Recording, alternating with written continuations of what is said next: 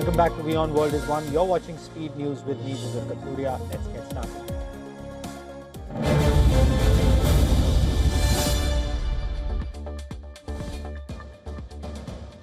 Delhi police sources say the DNA test has confirmed that the man responsible for the car blast near Red Fort was Dr. Umar Nabi. This after samples from his mother were matched with the remains recovered from the site, although an official confirmation is awaited in the matter.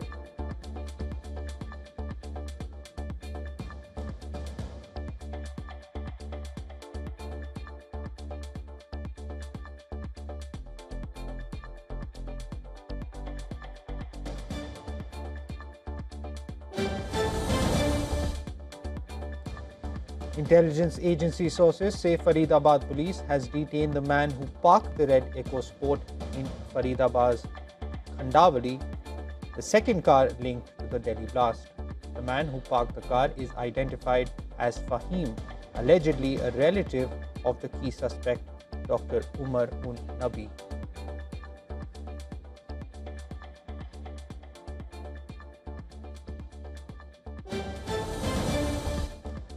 New CCTV footage captured the moment a Hyundai i20 car erupted in a massive fireball near the Red Fort in Delhi during the evening rush hour on November 10. The video shows the slow-moving vehicle suddenly detonating at a traffic signal, instantly damaging nearby cars and buildings and scattering debris.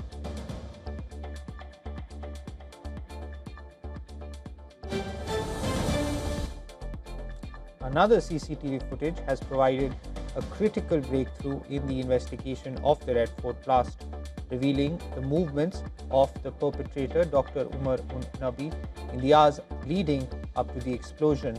The Kashmiri doctor was captured on camera visiting a mosque in Old Delhi, where he remained for a significant period, more than 10 minutes, before allegedly carrying out the attack near the Red Fort, establishing a clear timeline for the final stages of his plan.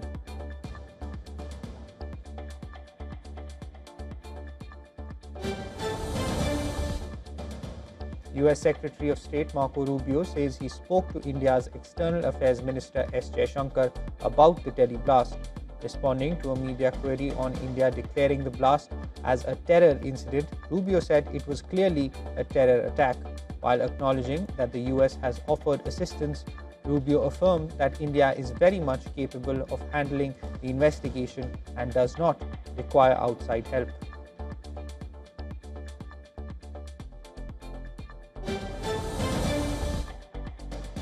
Counterintelligence Kashmir has launched simultaneous raids across 13 locations throughout the Kashmir Valley. These raids are reportedly connected to the ongoing investigation into a Jaish-e-Mohammed conspiracy in Srinagar and the Delhi bomb blast case.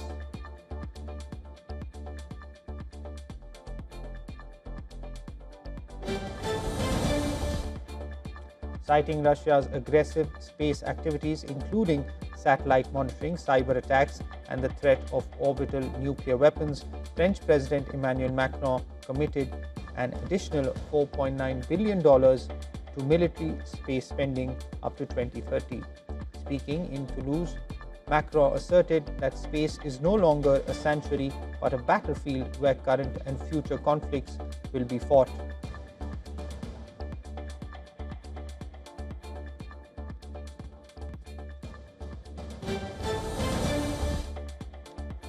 US President Donald Trump has called on his Israeli counterpart to end Prime Minister Benjamin Netanyahu's ongoing corruption trial, sparking concerns over US influence. In a letter, the US President asked his Israeli counterpart, Isaac Herzog, to grant Netanyahu a pardon and to halt what he called a political prosecution.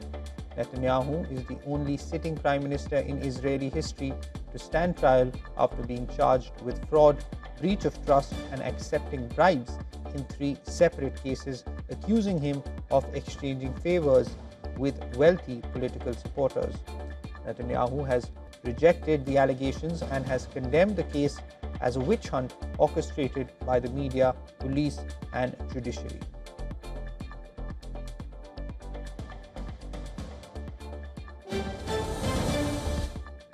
US Secretary of State Marco Rubio expressed optimism that the UN Security Council will soon finalize a resolution backing an international security force for Gaza.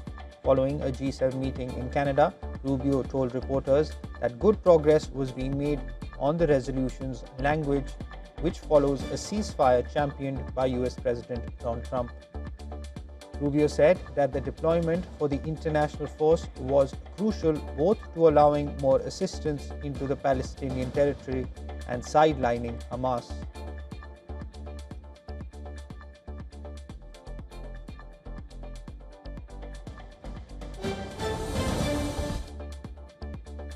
The Israeli military confirmed that its forces killed 3 armed militants in the southern Gaza Strip while operating in the Rafah area, east of the Yellow Line, which marks the territory under Israeli military control following the ceasefire agreement. The incident occurred as troops were actively working to dismantle Hamas tunnels. The military reported that soldiers spotted 4 militants near their position and opened fire, later confirming 3 were killed in a coordinated airstrike.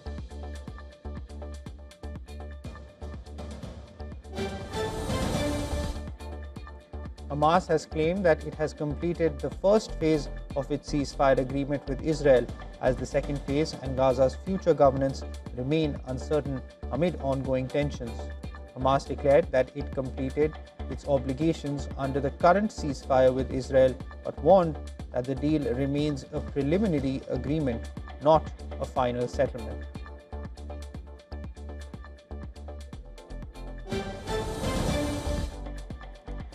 US President Donald Trump signed the bill to end the longest government shutdown in US history, spanning 43 days after the House of Representatives passed the legislation. The US President accused the rival Democratic Party of engaging in extortion by refusing to approve funding without concessions on his demands.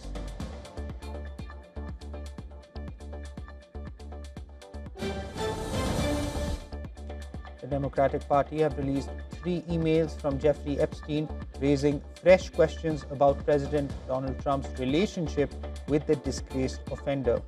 In the emails dated April 2011, Epstein wrote to his longtime associate Ghislaine Maxwell that Trump spent hours at his house with one of the victims.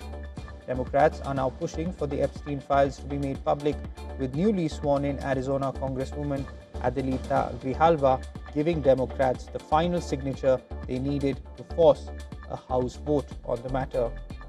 Trump has slammed the move, calling it the Jeffrey Epstein hoax and accusing Democrats of trying to distract from what he called their failures on the government shutdown.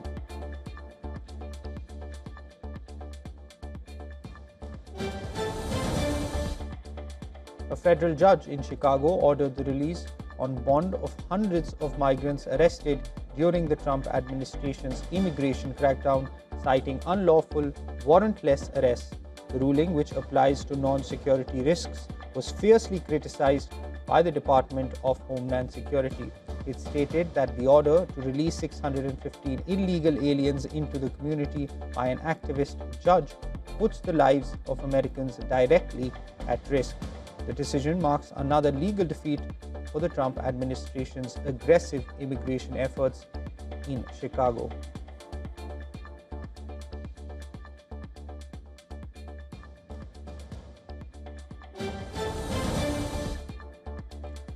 British Prime Minister Keir Starmer publicly warned the BBC to get their house in order following President Donald Trump's threat to sue the broadcaster for $1 billion over a misleading speech edit speaking in Parliament.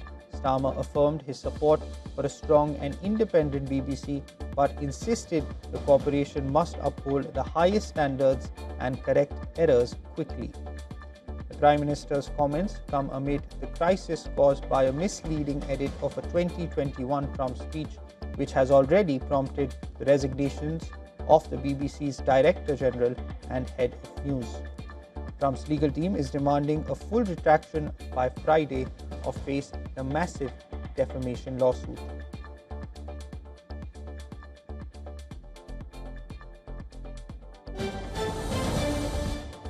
Russian drone strikes have pounded Ukraine's northeastern city of Kharkiv, injuring at least 5 people. Local officials say Russian forces launched at least 3 attacks targeting the regional territorial recruitment and social support center, along with a logistics and transportation company. The strikes damaged nearby buildings and warehouse facilities. 4 of the injured have been hospitalized, while 1 person was treated at the scene.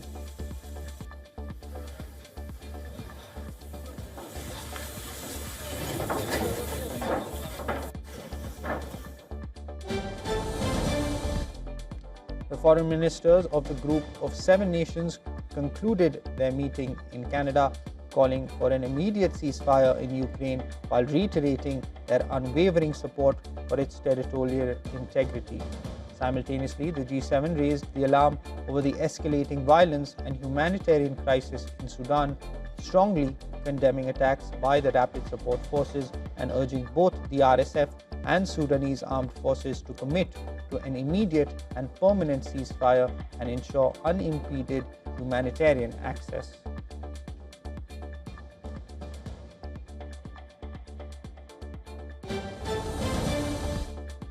The Islamic Revolutionary Guard Corps held an exhibition showcasing its latest missile drone and space technology, featuring systems like the Ridwan, Zuhair and Pave missiles, the Shahid drone family and the Noor satellites. The exhibition was held to mark the country's Aerospace Week. A major highlight was the display of wreckage from allegedly shot down Israeli drones, intended to underscore Iran's military deterrence capabilities and technological advances.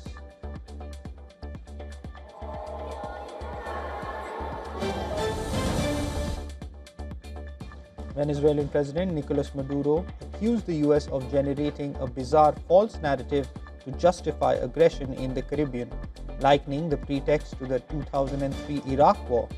Maduro denounced imperialism and the CIA as being behind the campaign to discredit Venezuela.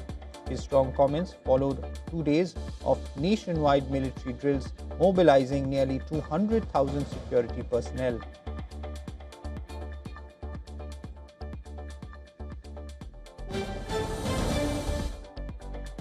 Portugal's telecom operators plan to invest $4.9 billion over the next 5 years in 5G networks and satellites. The country's infrastructure ministry has said the funds will support data centers, artificial intelligence projects, and expansion of fiber optic coverage to unreserved areas. The country's 3 major operators, Altice, NOS, and Vodafone, control more than 90% of the market and will drive most of the investment.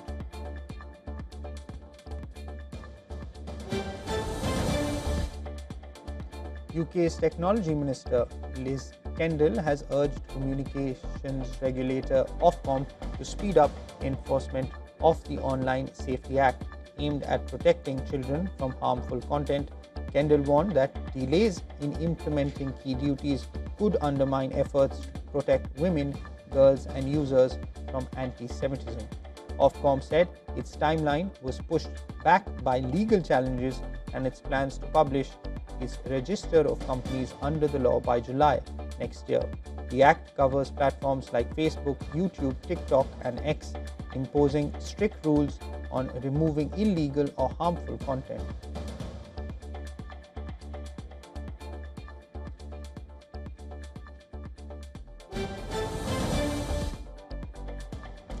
Australia is set to enforce a world-first ban on under-16s using social media from December 10th. Platforms including TikTok, Snapchat, Facebook, Instagram and Threads will start alerting teen users to download data, freeze profiles or lose their accounts.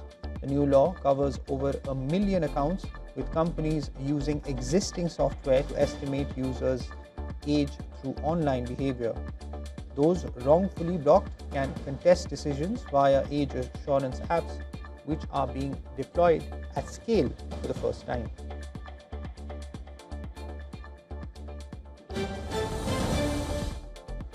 Asian markets were mixed on Thursday as investors remained optimistic on an end to the US shutdown. But weakness in tech shares weighed on sentiment. Japan's Nikkei rose slightly, while South Korea's Kospi remained flat. China's CSI 300 was up modestly despite consumption worries. Australia's S&P ASX 200 fell nearly 1% despite positive employment data, and the Hang Seng Index was slightly in the red. Market focus remains on AI-heavy tech firms and global interest rate signals. Overnight in the US, the Dow hit another high, while the Nasdaq closed a touch lower as tech stocks pulled back.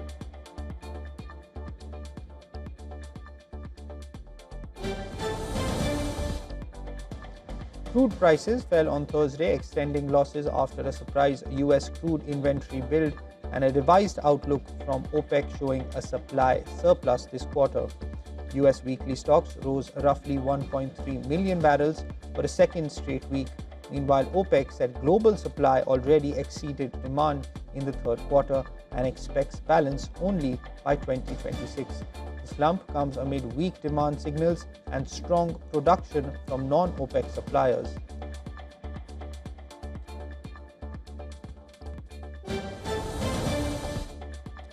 Tether's gold holdings hit a record $12.9 billion in September. This equates to 104 tons of physical gold. Tether is a blockchain-enabled platform designed to facilitate the use of regular currencies in a digital manner.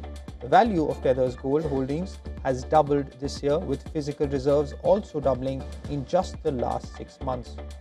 Tether has been accumulating gold at an average rate of more than 1 ton per week in 2025, making it one of the biggest buyers in the global market. As a result, Tether's total reserve assets have surpassed $180 billion, with 7% held in gold. The crypto blockchain is becoming one of the world's largest gold buyers. On Thursday, gold prices surged above $4,200 an ounce, and silver prices rose nearly 5% on the day. Markets bet that stimulus checks, rate cuts, and inflation are converging to boost precious metals prices. Silver is on track for the highest closing price in history.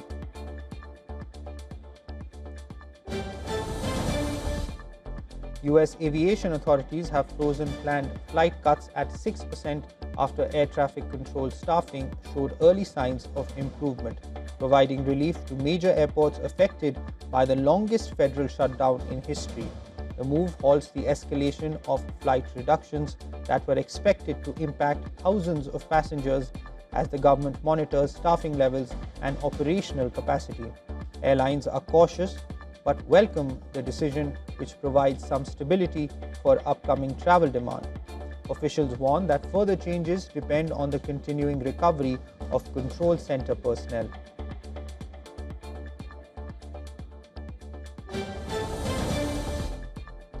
Sri Lanka Cricket has warned its players of strict action if they choose to withdraw from the ongoing tour of Pakistan.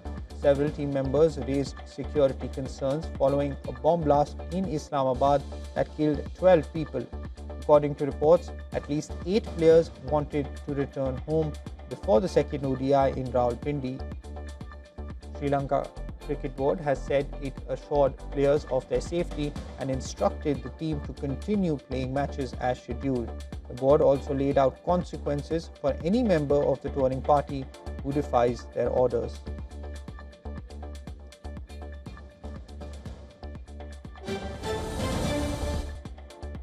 Entertainment news now. Star singer Adele is set to make her silver screen debut in fashion designer and director Tom Ford's next feature film, Cry to Heaven. The movie is an adaptation of Anne Rice's 1982 novel. The story is set in 18th century Italy and focuses on the intertwined lives of a Venetian noble and an opera singer. Adele joins a sprawling ensemble cast that includes Nicholas Hoult, Aaron Taylor-Johnson, and Colin Firth. Principal photography is slated to begin in January 2026.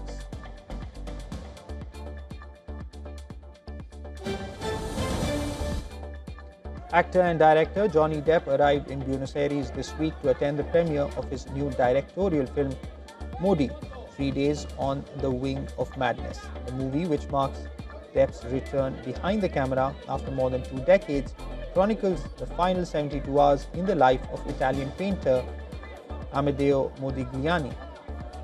The international cast film includes Riccardo Scamarcio and Al Pacino.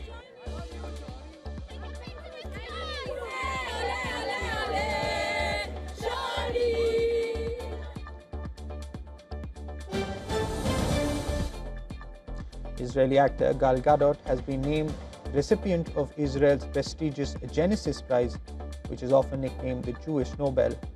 The award recognizes the Wonder Woman star's support for Israel ever since the October 7th incident.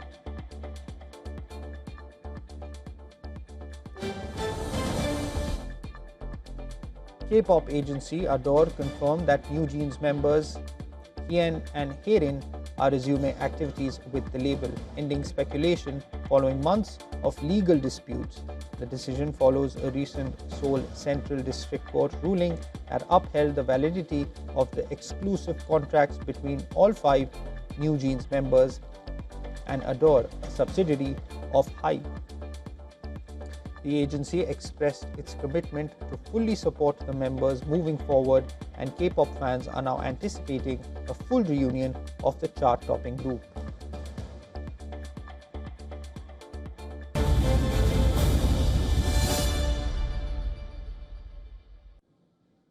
That's it on this edition of Speed News. News and updates will continue on the other side of this short break. Keep watching me on World is Fun.